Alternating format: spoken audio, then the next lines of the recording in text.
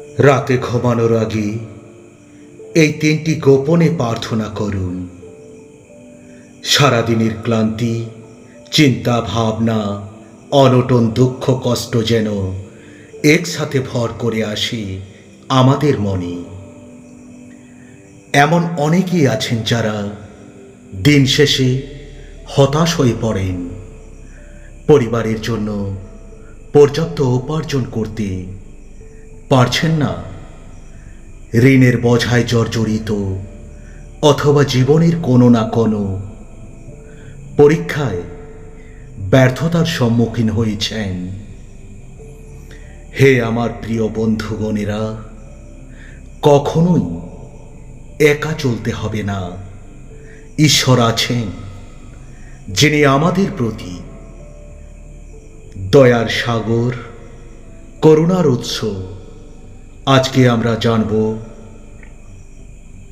গোটি বিশেষ প্রার্থনা, যা আপনাকে ঈশ্বরের আশীর্বাদ ও করুণায় ভরিয়ে তুলবে যদি আপনি এই প্রার্থনাগুলো নিয়মিত করেন।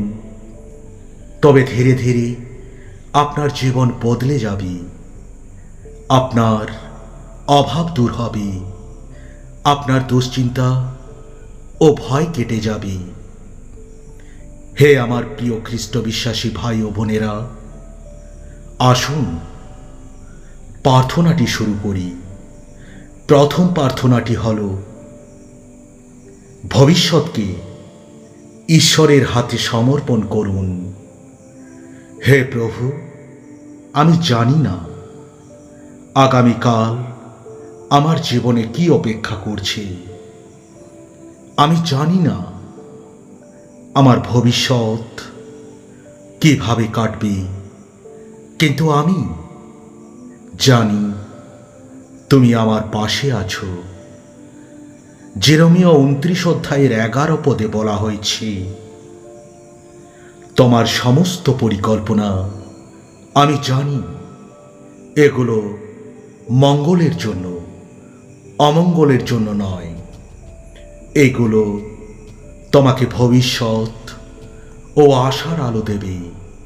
তাই আমি আমার ভবিষ্যৎ তোমার হাতে ছেড়ে দিচ্ছি।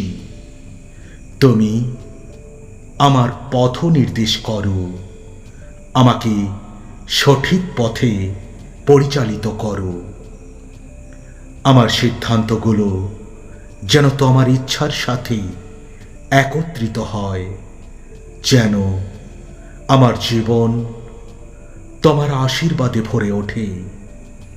হে প্রভু, তুমি আমাকে সঠিক পথে রাখো, আমার পরিবারকে তুমি রক্ষা করো, আমাকে তুমি জ্ঞান দাও, যেন আমি তোমার নির্দেশ অনুযায়ী চলতে পারি।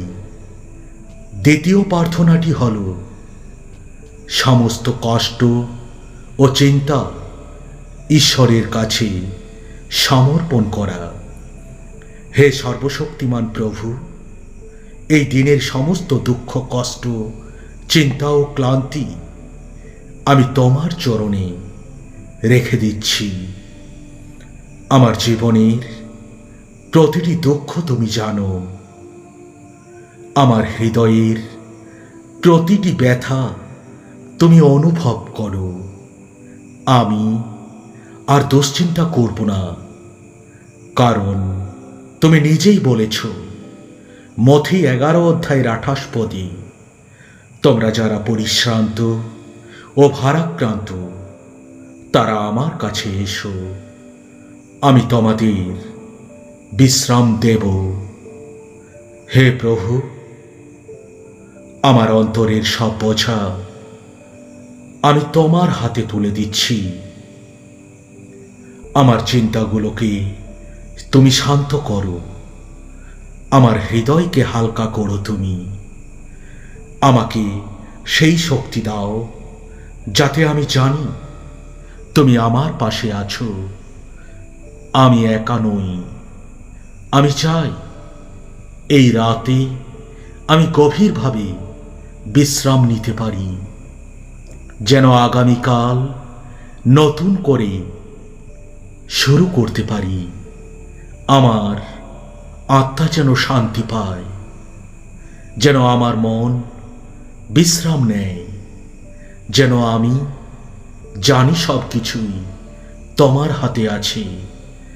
তৃতীয় প্রার্থনাটি হল অভাব, অনটন ও দারিদ্র্য থেকে মুক্তির জন্য। প্রিয় প্রভু, আমি জানি তুমি দয়ার সাগর। তুমি কখনো তোমার সন্তানদের অভাবে রাখো না। তবে আমার জীবন এখন সংকটে, অভাব অনটন আমাকে গ্রাস করছে। তোমার পবিত্র বাণীতে লেখা আছে, তুমি যদি ঈশ্বরের উপর বিশ্বাস রাখো তবে তোমার সমস্ত প্রয়োজন পূরণ হবে। আমি তোমার সামনে বিনীত প্রার্থনা করছি, আমার সংসারকে অভাবমুক্ত করো। আমাদের প্রয়োজন তুমি পূরণ করো। আমার পরিশ্রমকে আশীর্বাদ করো তুমি, যেন আমার জীবন ধীরে ধীরে উন্নতির পথে এগিয়ে যায়। হে আমার প্রভু, আমি তোমার করুণা ছাড়া কিছুই নই। আমার জীবনে আশীর্বাদ দাও। আমার অভাব তুমি দূর করো।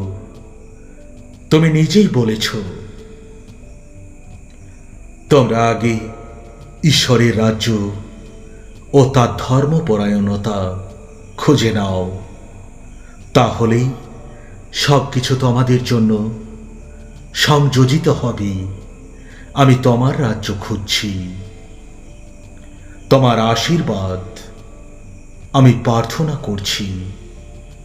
আমাকে তুমি পথ দেখাও, যেন আমি দারিদ্র্যের শৃঙ্খল থেকে মুক্ত হতে পারি। হে আমার প্রিয় বন্ধুগণ, রাতের এই 3টি প্রার্থনা যদি আপনি নিয়মিত করেন, তবে আপনার জীবন ধীরে ধীরে বদলে যাবে। আমিন, আমিন, আমিন।